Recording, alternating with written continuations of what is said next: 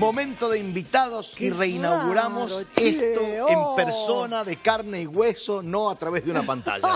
A ver, lo presentamos a ver. nuestro invitado, señor director. Hoy piensa San Juan con nosotros Nicolás Valentino, tiene 39 años, es emprendedor y estudiante de filosofía, actualmente haciendo un MBA de filosofía en la Universidad de Londres. Educate cuando puedas, bien, claro. capacitate y dónde. Claro, bien. En estos momentos, realmente, tiene una anécdota en la infancia que se la voy a preguntar a Nicolás, cómo sus papás lo dejaron solo en un aeropuerto en Londres, tenía 12 años y le dijeron, papito, el mundo es suyo. ¿Así? Así fue. Es coordinador general de la Universidad Siglo XX. A ver, ¿cuál es la frase que eligió? Es la frase que lo identifica. La mejor forma de predecir el futuro es creándolo. Qué Ay, bonito querido esta. Nico, bienvenido. Qué lindo. Qué placer, bueno, un placer estar acá y un honor ser el invitado Reinaugurando. post cuarentena estricta. ¿Cómo fue eso? Tenías 12 años y tus padres te dejaron en el aeropuerto. ¿Dónde fue? Pues sí, bueno, mi madre, que es la dueña del Cecilia CEIM, Suárez. exactamente. Bueno, en educación toda la vida, haciendo viajes de estudiantes al exterior y siempre usándome a mí como una especie de conejillo de indias. A ver cómo funciona el método. Exactamente. Entonces, cuando tenía 10 años, Ah, la pelota. consiguen, bueno, mandarme a Inglaterra a un curso de un mes para estudiar inglés. Mi padre me acompaña, obviamente, no es que me mandaron solo. Solo, Pero claro. bueno, Pero bueno, mi padre intencionalmente, ya estábamos en el aeropuerto, en Heathrow, el aeropuerto de Londres, sí, sí. y me dice, bueno, en este momento, de ahora en más, estás solo. Me dio un poquito de plata, me hizo un mapita donde tenía que juntarme con el resto del grupo y me dijo, anda. Yo me acuerdo más o Yo, menos, madre, ¿no? me muero. Bueno, no, él lo hizo obviamente a propósito. Sí, ya sé, Se pero esconde. ¿qué quiero decir? Él se esconde. Hay que vencer los afectos Claro. para eso, Bueno, ¿no? mis padres desde Se siempre escondió. tirándome a la pileta desde muy chico. Claro, se esconde para Se que no lo vieran. Buen esconde resultado. para ver cuál va a ser mi reacción. Y él cuenta que, bueno, yo me fui directamente, encontré el grupo, ahí nomás, bueno, me hice amigos. Si bien casi todos hablaban en inglés y mi nivel de inglés a esa edad era Claro. pero Muy básico, peor sí. que básico, no entendía Ah, bueno. nada. Pero bueno, ese viaje me hizo muy bien porque me ablandó mucho el oído. Obviamente, a esa edad, enfrentarse al mundo, ver a los punks de Londres sentados ahí en, Claro. en las plazas. Mira, ya era 29 años de esa anécdota, de ese hecho. ¿Qué conclusión sacás de ese momento? Porque me gusta la anécdota, pero digo, esto es un aprendizaje de por vida. Tenés 29 Totalmente. años más. Totalmente. ¿Qué conclusión sacaste? Y yo creo que no hay que esconderle el mundo a los niños. Y eso es muy importante y de hecho es algo que mi padre ha hecho mucho esfuerzo desde muy chico de no ocultarme el mundo, sino tratar de mostrármelo tal cual es. Qué bonito eso, ¿no? No hay que Qué esconderle bueno, el mundo a del los niño. niños. Está lindo, está lindo. Y hoy la educación está en un momento coyuntural histórico. Sí. Una pandemia la ha puesto entre las cuerdas, puedo decir. Yo te diría que estaba entre las cuerdas Hace rato. antes de la pandemia y de hecho lo que nos ha mostrado la pandemia es que ha acelerado un montón de procesos que venían y nos ha puesto todos los problemas sobre la mesa. Todos los problemas que antes teníamos hoy están sobre la mesa y están magnificados esos problemas. Y la educación no ha quedado ajena a esto. Según la UNESCO tenemos 1.3 billones, o sea, 1.000 millones a 1.6, o sea, 1.600 millones de estudiantes afectados en este momento. O sea, es gran parte de la población mundial, de los cuales, bueno, gran parte de los países han podido seguir haciendo las clases online y, bueno, tratando de inventar algo, pero muchos países directamente suspendieron las clases.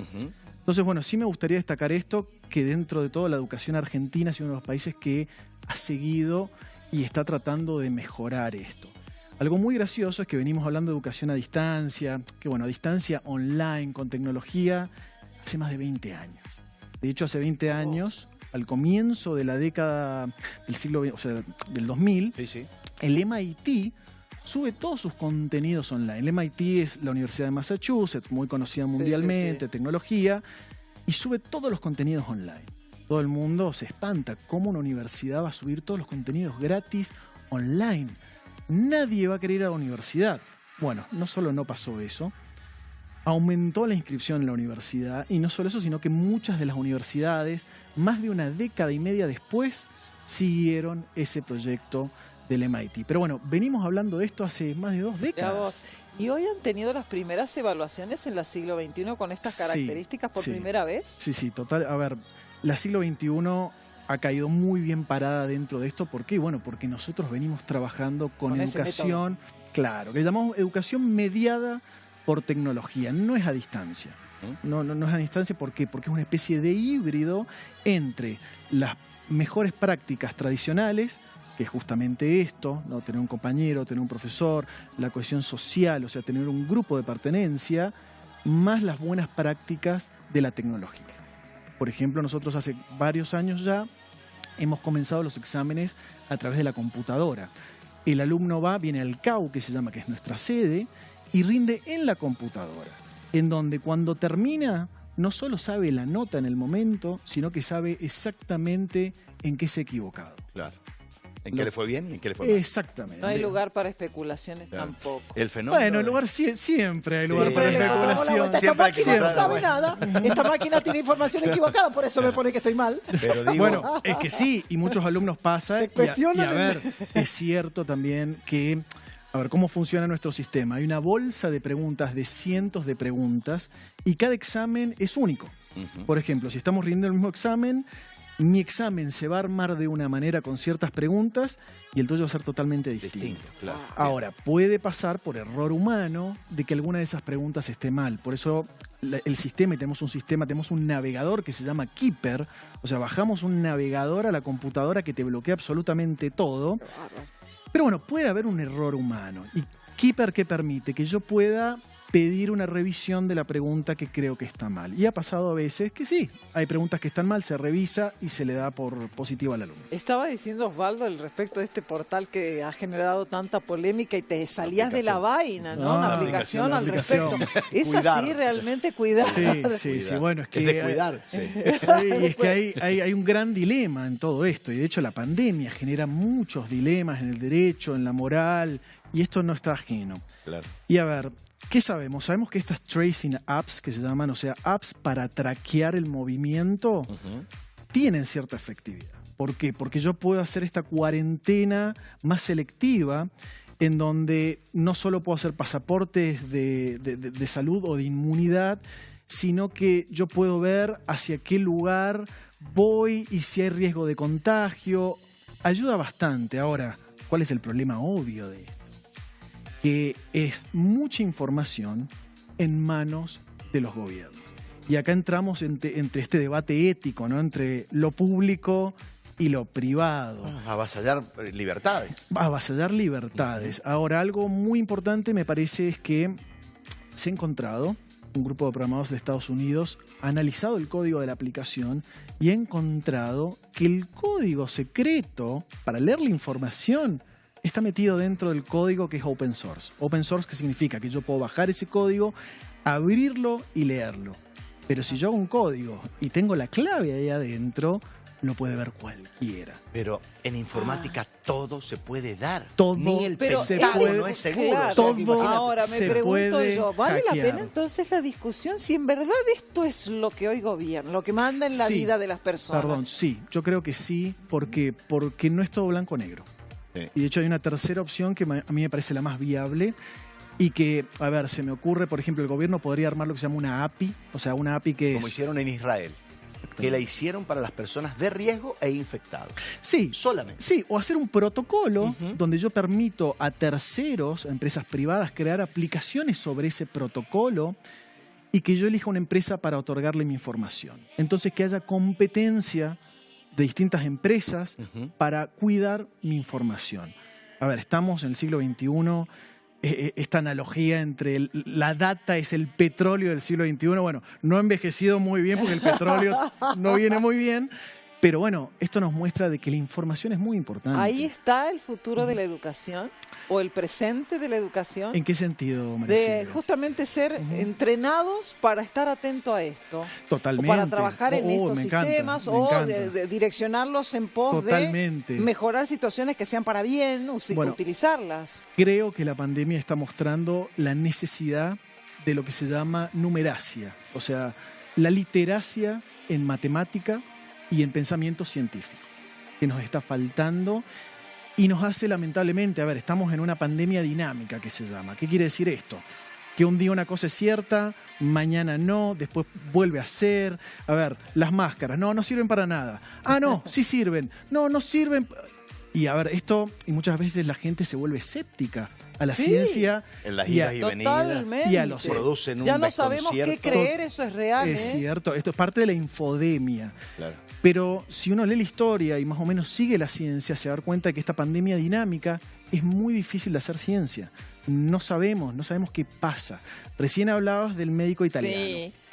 Está bien, me encanta lo que dice. Ahora, lo cierto también es que hay más de 30, pero muchos más, de strains que se llaman, o sea, son mutaciones del virus.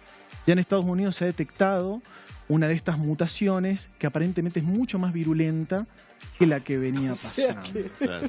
A ver, es que eso va a pasar. El virus muta y sigue mutando y no Pero va a desde que el mutar. virus es virus. Exacto. Es una de sus condiciones por la que es virus es que mute. Exactamente. Y bueno, y esta literacia en ciencia te da hechos que te ayudan a pensar. Por ejemplo, este debate de si el virus es de laboratorio, no es de laboratorio, esto, bueno, y toda la conspiración que hay en torno. Tener un poquito de conocimiento de ciencia te ayuda. Por ejemplo, estos son virus zoonóticos, que significa que saltan de especie, de animales. Los virus zoonóticos pasan todo el tiempo. Claro. Pasan todo el tiempo. Claro. ¿Qué hay que hacer, Nick?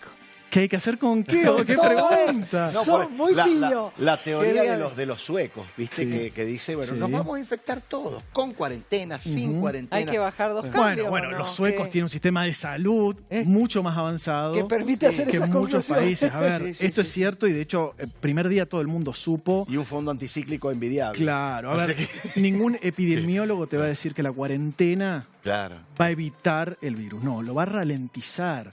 Es más, muchos creen que va a terminar la cuarentena y que termina la pandemia. No, termina la cuarentena y la pandemia va a seguir ahí. Claro. Y probablemente Y va a mucho, haber un pico de mucho nuevo, tiempo. claro. Bueno, Y va a venir otro Y pico, de y van, eso a, se van a trata volver la a cerrar vida. los si comercios.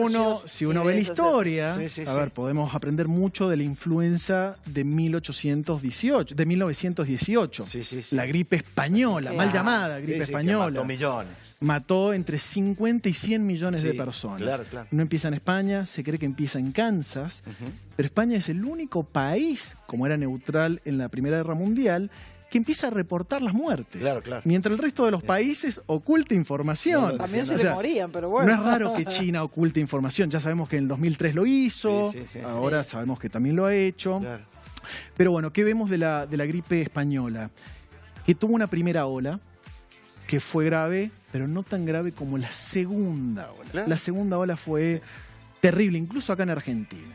Entonces, muy probablemente esto venga en olas. ¿Y qué genera? Para mí, por ahí la cuarentena está sufriendo su propio éxito, ¿no? Porque mucha gente dice, ¿y dónde están los muertos? Y bueno, justamente... Las camas de los hospitales están vacías. Están vacías. Yo no creo, esto es mentira. A ver, justamente es una consecuencia, la ralentización del virus, de la cuarentena. Llevamos, ¿cuánto tiempo llevamos de cuarentena? 50 y pico de días. Casi 2 meses. Entonces, esta es una consecuencia obvia, es lo que tenemos que Lógica. esperar. Exacto. Pero bueno, Lo que no quiere decir que las comunidades o el mundo pueda vivir de esa manera todo el tiempo. y no, claramente no. De hecho, a ver, esto es bastante simple. A ver, una persona rica tiene capacidad y espalda económica para estar en su casa, tranquilo, replantearse, ¿no? La vida, qué voy a hacer. Y tiene otro tipo de problemas, ¿no? Que Netflix le dé la película correcta para ver. Pero una persona pobre, un jornalero, alguien que vive al día, no tiene esta espalda. Y esto pasa con los países. Nosotros somos el país pobre. Entonces Argentina no tiene mucha espalda para hacer una cuarentena.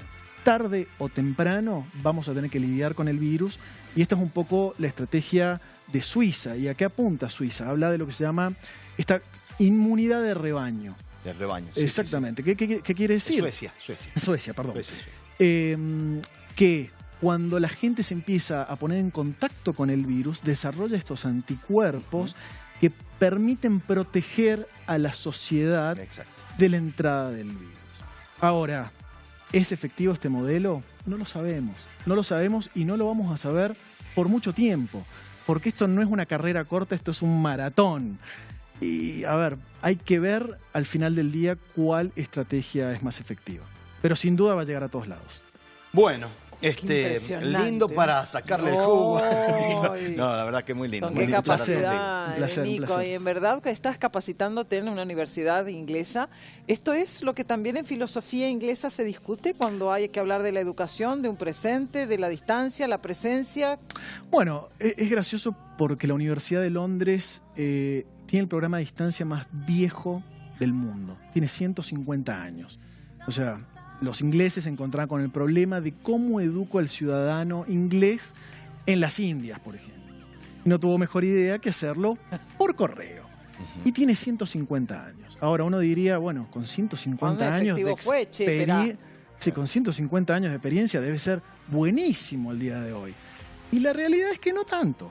No tanto. Claro. Bueno. Sigue teniendo un sistema bastante tradicional, en donde uno tiene el programa, tiene que comprar los libros, tiene que estudiarlos, y hay que ir a Buenos Aires, tiene sedes en todo el mundo para rendir, y uno tiene que ir a Buenos Aires y rendir por escrito un examen que va en carta Ah, bueno. a Londres y tardan aproximadamente 2 meses Debes en estar pasar. flojito en el idioma vos, porque para escribir la cartita. Bueno, ayuda, pero es complicado, es un gran desafío. Sí, es muy Sí, lindo. sí, sí, El no, mundo qué- de la qué lindo. educación. Creo que por eso entrar Sí, en sí. esas anécdotas con Nico Sí. es valioso entender el por qué la educación Es que el la educación punto. tiene mucho que ver también y muchos puntos en común con el mundo nuestro de la comunicación. Sí, o sea, totalmente. Sí, sí. con la mixtura que se está produciendo entre lo tradicional y todo lo que se innova día a día, que no te puedes quedar atrás, pero no puedes dejar de lado lo tradicional a su vez. Lo Claro. presencial, Es el toda vínculo humano con Sí, el sí, sí. docente, bueno, todo Bueno, ese es el eso desafío, es fundamental, ¿no? eso es fundamental. Pero bueno, como dijo Sarmiento, ¿no? Esta frase, todos los problemas son problemas de educación. Ujú. Y creo que nunca ha sido más cierto esto. Nunca ha sido más Qué cierto. va. Bueno, Nico, Bueno. por tu presencia aquí, un placer. reinaugurando este Bueno, lugar. querido, un placer. Muchas gracias. Mano a mano, qué lindo gran que placer. es, qué Lindo lindo charlar que contigo. es. Un placer estar acá y bueno, gracias por la invitación. No Felicitaciones. será la única. Exactamente. favor. Espero que Así no. pensamos, amigos.